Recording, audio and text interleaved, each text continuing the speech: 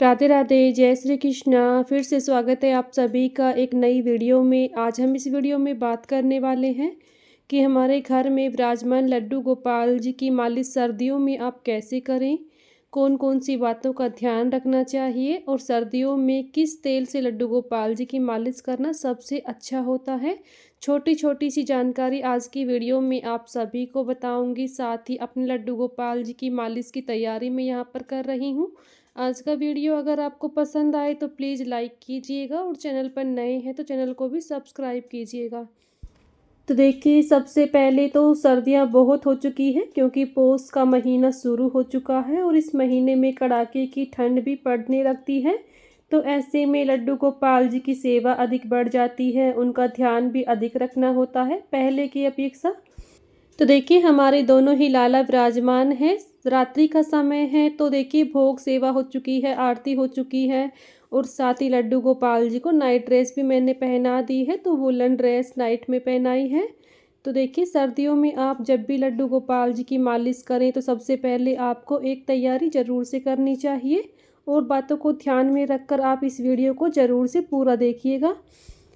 तो देखिए, सबसे पहले हमने एक दिया लिया है छोटा सा, जिसमें हम आग जलाकर यहाँ पर रखने वाले हैं। और ये चारपाई ली है जिस पर मैंने गर्म ये कपड़ा बिछाया हुआ है। लड्डू गोपाल जी को इस पे विराजमान करके मैं मालिश करने वाली हूँ। तो जब भी समय मिलता है, जैसे रात्रि में समय मिल गया तब मैं मालिश करती हूँ और जब दिन में समय मिलता है तो दिन में भी कर देती हूँ। तो जब आप रात्रि में मालिश करें तो छोटी छोटी बातों का ज़रूर से ध्यान रखें क्योंकि ठंड में अधिक ध्यान रखना होता है। तो देखिए, हमने लड्डू गोपाल जी को विराजमान कर दिया है। साथ ही हमने यहाँ पर लिया है तिल का तेल। तिल का तेल को अच्छे से गर्म कर लेंगे, यहाँ पर गुनगुना करना है, ज़्यादा गर्म नहीं करना है। तो गुनगुना कर लेंगे इसी आग के ऊपर। और हमने आग जला ली है जिसमें हमने एक कपूर डाल दिया है और अच्छी सी खुशबू लड्डू गोपाल जी के पास भी बनी रहेगी। आग जलाने से फ़ायदा होता है कि लड्डू गोपाल जी को सर्दी नहीं लगती है।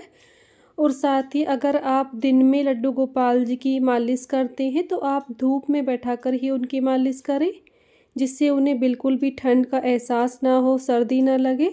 तो इस तरह से हल्के हल्के हाथों में तेल लगाकर हल्के हाथों से हम मालिश कर लेंगे लाला की।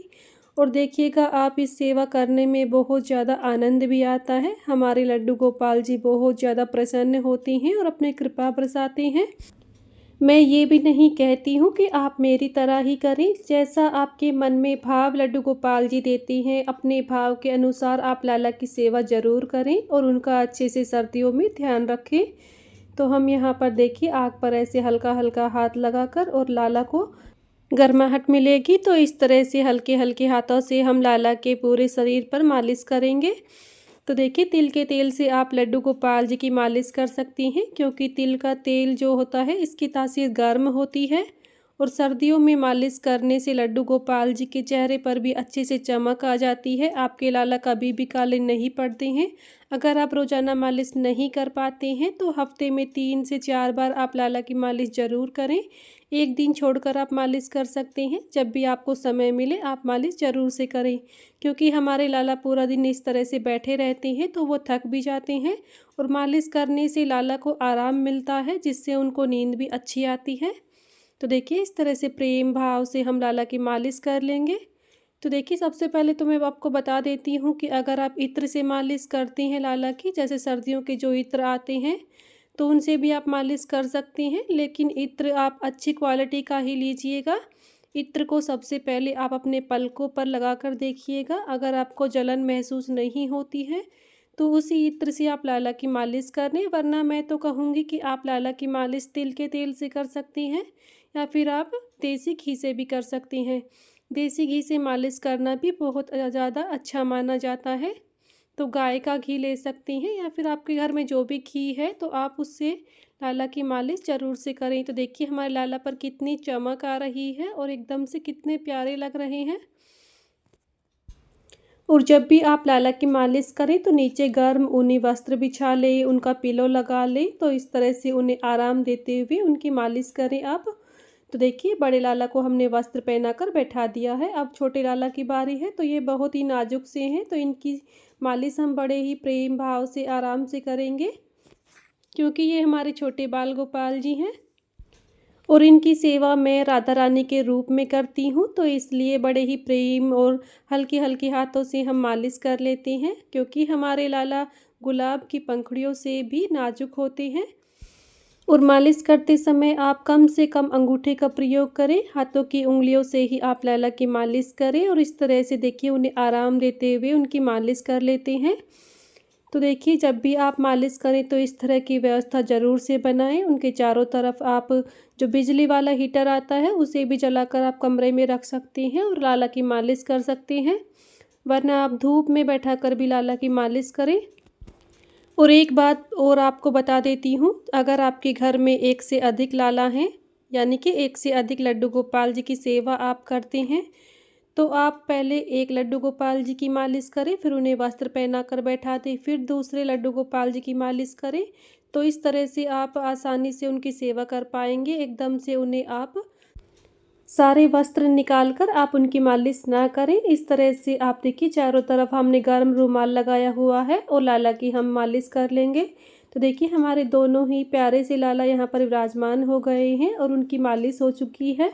तो हम यहाँ पर आग को थोड़ी देर जला रहने देंगे, तब तक हम भी इन्हीं के पास बैठेंगे, क्योंकि आग जलाने के बाद आप लाला का ज़रूर से ध्यान रखें, क्योंकि हमारे लाला थोड़े सी नटखट हैं, कहीं वो जल ना जाए, तो इस बात का भी आप विशेष से ध्यान रखें। तो देखिए हम यहाँ पर गर्मा गर्म लाला के लिए गुनगुना दूध लेकर आ गए हैं, तो उन्हें दूध पिलाएंगे और इसके बाद हम उनको शयन करवाएंगे। तो देखिए यहाँ पर गुनगुना दूध हमने लिया है, तुलसी पत्र डाल लिया है, लाला के भोग में तुलसी पत्र ज़रूर से डाल लें। और साथ ही अगर आपको कोई भी वीडियो आपको लड्डू गोपाल जी से रिलेटेड चाहिए, कोई भी आपका क्वेश्चन है, तो आप हमें कमेंट कर सकती हैं, हम आपके क्वेश्चन का आंसर देने का पूरा कोशिश करेंगे। तो देखिए हम प्यारे से लाला को यहाँ पर दूध का भोग लगा देते हैं। आप लाला की मालिश भजन गुनगुना कर, राधा राधा नाम गाकर भी आप उनकी मालिश करें। तो देखिए इस तरह से हमारे प्यारे से लाला अपना दूध का भोग लगा लेंगे और इसके बाद मैं लाला को यहाँ पर शयन करवा दूँगी। तो मैंने बेड पर गरम चादर बिछाई हुई है, तो वहीं पर मैं उनको शयन करवाऊँगी। तो अगर आपको मालिश की ये वीडियो अच्छी लगी है और आपको इस वीडियो में कोई भी ऐसी बात लगती है जो आपको अच्छी नहीं लगती है, वो भी आप हमें कमेंट करके बता सकती हैं। सर्दियों के मौसम में आप लाला की मालिश ज़रूर से करें और इन बातों का ध्यान रखें, जैसे आग जलाकर आप रख सकते हैं, धूप में बैठाकर उनकी मालिश कर सकते हैं, आप उन्हें स्नान भी धूप में बैठाकर करवाएं, तो जिससे उन्हें सर्दी ना लगे। तो यहाँ पर लाला की मालिश हो चुकी है और लाला ने अपना भोग भी ग्रहण कर लिया है। इसके बाद हम उनका मुख अच्छे से साफ़ कर देंगे और उन्हें शयन करवा देंगे। तो अगर आज का वीडियो आपको पसंद आया है तो प्लीज़ लाइक कीजिएगा और चैनल पर नए हैं तो चैनल को भी सब्सक्राइब कर लीजिएगा, बेल आइकन को प्रेस कीजिएगा, जिससे आप सभी को लड्डू गोपाल जी की सेवा से जुड़ी हर वीडियोज़ देखने को मिलेंगी। मिलती हूँ नेक्स्ट वीडियो में। राधे राधे, जय श्री कृष्णा।